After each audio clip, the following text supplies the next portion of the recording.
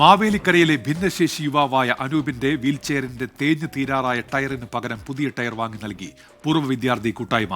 Motor വാഹന വകുപ്പിന്റെ ഇടപെടലിന്റെ ഭാഗമായിട്ടാണ് സെന്റ് ജോൺസ് മട്ടം സ്കൂളിലെ 1985 10A ബാച്ചുകാർ 20,000 രൂപ ചെലവിൽ ടയറുകൾ വാങ്ങി നൽകിയത്.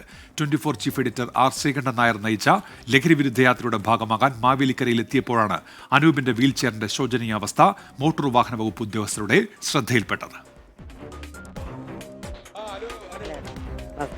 എന്താ പേരെന്താ? എന്റെ പേര് അനൂപ്. അറിഞ്ഞിട്ട് വന്നാണ്. ലോട്ടറിയാണോ? ലോട്ടറിക്കാർക്കൊക്കെ ഇത്തിരി ബുദ്ധിമുട്ടോ? കച്ചവടം കുറവാന്ന് പറഞ്ഞു. അതെ, കച്ചവടം കുറവാ. എന്താ പറ്റിയത്? പ്രൈസ് കുറവാ, അതുകൊണ്ടാണ്. SKN40 അരുത് അക്രമം അരുത് ലഹരി ക്യാമ്പയിൻ കേരളയാത്ര മാവേലിക്കരയിലെത്തിയപ്പോഴാണ് മോട്ടോർ വാഹന വകുപ്പിന്റെ ഡ്രൈവ് എവേ ഫ്രം ഡ്രഗ്സ് ക്യാമ്പയിനൊപ്പം ഭിന്നശേഷി യുവാവായ അനൂപും യാത്രയുടെ ഭാഗമായത്.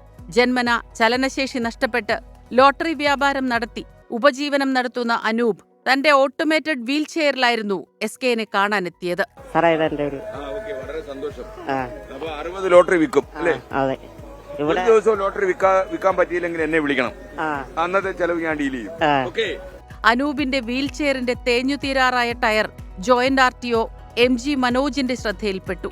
അപ്പോൾ തന്നെ പുതിയ ടയർ വാങ്ങി നൽകുവാൻ വേണ്ട സഹായം നൽകണമെന്ന് സഹപ്രവർത്തകരോട് അഭ്യർത്ഥിച്ചു. ഇതോടെയാണ് RTO സജി പ്രസാദ് ഉൾപ്പെട്ട പൂർവ്വ വിദ്യാർത്ഥി സംഘടന ദൗത്യം ഏറ്റെടുത്തത്.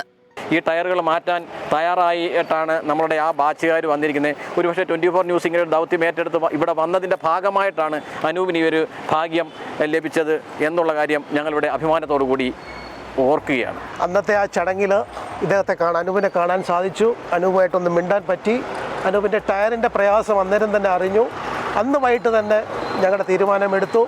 വാക്കുകൾ കിട്ടുന്നില്ല എന്തൊക്കെയാ പറയേണ്ടതെന്ന്. എനിക്ക് ഒരുപാട് നന്ദി മോട്ടോർ വാഹന വകുപ്പിനും എല്ലാവർക്കും, ശ്രീകണ്ഠൻ നായർ സാറിനും എല്ലാവർക്കും ഒരുപാട് നന്ദി. 24 ആലപ്പുഴ.